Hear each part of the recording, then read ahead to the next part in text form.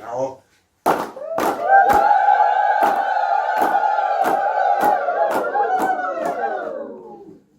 Pamusoro chakaviri, pamusoro yevadare. Ndinayo mhuri yekwazviwayo. Ndichitangirawo kundana baba ndimai ndifochu. Kuti ndiye akamangara nyaya yake kunoko. Kubudikidza neurwere hwaanahwo hwatora nguva yetirei. Saka rakatokana kuti tifambe. Tinozoona dambudziko riri pana Fochi. Ndere iwe ringapera sei. Fochi uyu anodonha chironguwa. Anoenda kuperiod kasingaperi. Anobobodzwa. Saka patakanofamba uku pakanobatwa mhepo yechikwambo. Ndiyo irikonzeresa matambudziko ewaya. Ichiiswa naEdward Rwayo. Ana baba wake. Ndi baba mwenye nani? Baba mkuru. Mukoma wa baba wake. Edward anogara kumarondera. Akambonosungwa last time akatadza kuatenda koti. Sandoda muziko riri pana Fochi. Edward anogara muvillage yani. Ari kumarondera ndi. Marondera kumahusekwa. Akomana anaiti. Uye kusingaoni. Gero uye kusingaoni. Uye mushana. All right. Tunabenje mmoyo pakana. Proti musanyema ni Utswa henyi. Kana pari free pakanaka.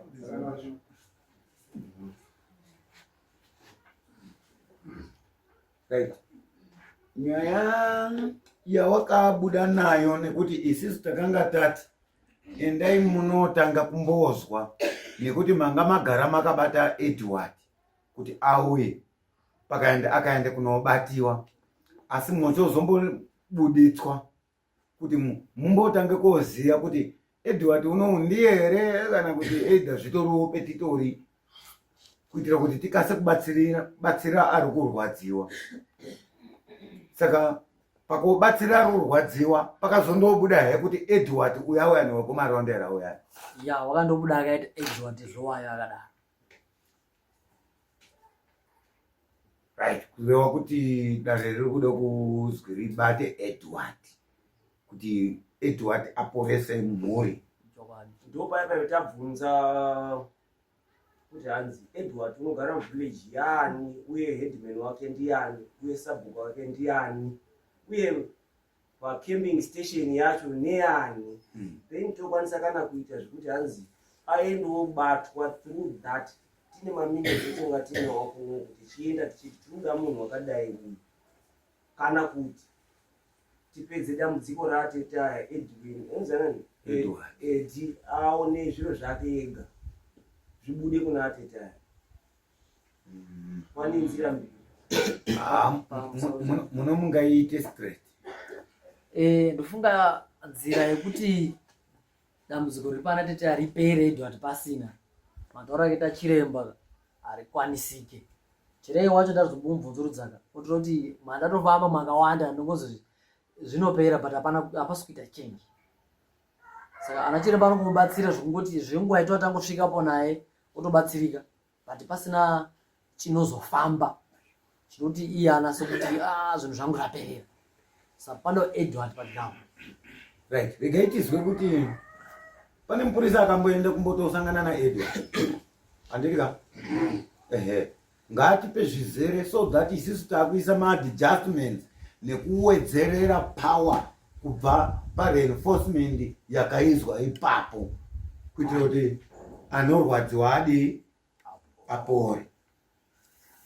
Okay, ngatidai so. Edward anogara kumahusekwa. Ipapa pamahusekwa pabvise pagrowth point pachiva ndo patori nepolice station. Padhuze pacho ipapo ndo pana headman Gondo. Chief wacho ari Chief Samuel. Saka I think ndichisvika iko kundakasvikira mumaoko emapurisa.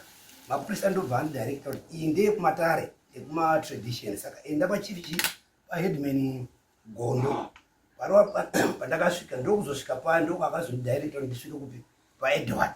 Edward wangu ndakasvika ari kupurazi, ane purazi nemombe dzemukaka. Takafonerana akasvika unofunga kumanheru. achisvika wakahaya anhu ake akahaya because pakatenge pane pachiita senge ndakuda mukidhirepa ini akatanga kufona kuti munhu wamuri kuti wauya kundisunga wacho ane mapurisa ari ipapo. Asvika personally tataura tese pakazenge pakatanga kusvika murume nemotikari achibva anzi ishamwari yangu ndakagara kubanze kuite zvekupinda mumba kazi ishamwari yangu gare ndobva pasvika futi umwe murume anga ane mota futi businessman wemumu futi mausekwa zvikanzi chero patakaita Tombstone unveiling kumba kwedu mabusinessman iwo anga ari kupa mutsvangu saka ndoda kuti munyatsotsanangura nyaya yako uyo wakagarapo ndakagarapo ndambo ndandega ndikati aiwa maprotocol ese waoka ndabva ndiko kuti ndisvike panapa ndasvikira kumapurisa mapurisa andirekta pagondo anova headman womunhu gondo ndazondipa mai avandipa akati mai ava yanga iri Friday mai ava andifungi munhu aona because anoenda kumasoro otherwise asati abva kuchii asi chiitai kuti imimi chiperekedzwa neava mai ava akazondipa vakomana 2 ndipo ndasvika pamba pacho ndasvika pamba challenge yandakaenda kuona ndeyekuti mukadzi anotya murume wake ende anoziva maitire murume wake. Ndazotaura nawo ataura nyaya yekuti iwewe chinondiratidza kuti wabva kwamambo chii ndikati masamons ari apa aya zvikanzi handidi kuverenga masamon ako verenga zvawakanyora ipapo. Inini pasamon kumacomplain kuyakwekana kuti claim ndandakanyora kuti Edward Dlewaya uri kudiwa kudarira mambo ngorima panyaya yezvinetswa zviri mumusha menyu kuti andinyatsopazvisa anokuti kwazi wamangarwa kuti unongedzerwa panyaya yezvinetswa zviri kunetsa chii musha menyu.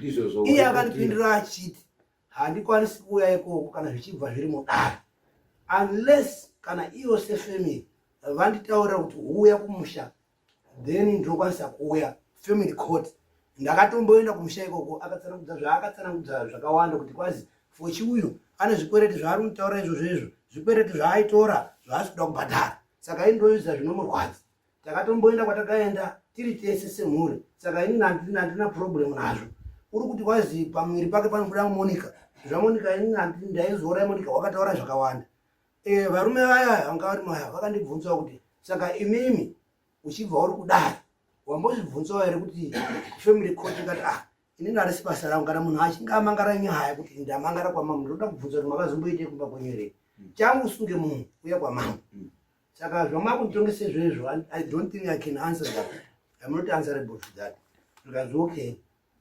Saka because anga andibvunza futi kuti wawabva kuchimani wadarika madzimambo mangani kuti usvike panapa.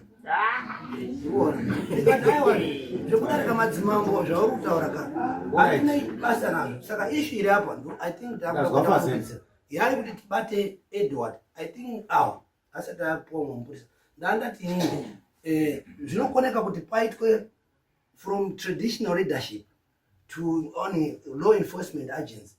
Mambo anokwanisa kungonyore tsamba panapo yozositembe D yobva kunoko ine machapters local ine machapters ayo anoziva mutemo. Ndakazonyatsa kuverify because ndichiona awa adapoti atina ukama asi ndimai vangu isisu tiri kudepo kuti auya here deno vangu vaitori nezano rakoroka wakatorishandisa tiutode kutozwe mazano kubva kune vanhu kuti tomunza sei Edward pano deno mazano ako iwo anga achishanda kakatoashandisa iwayo by that time uri connected na chief wa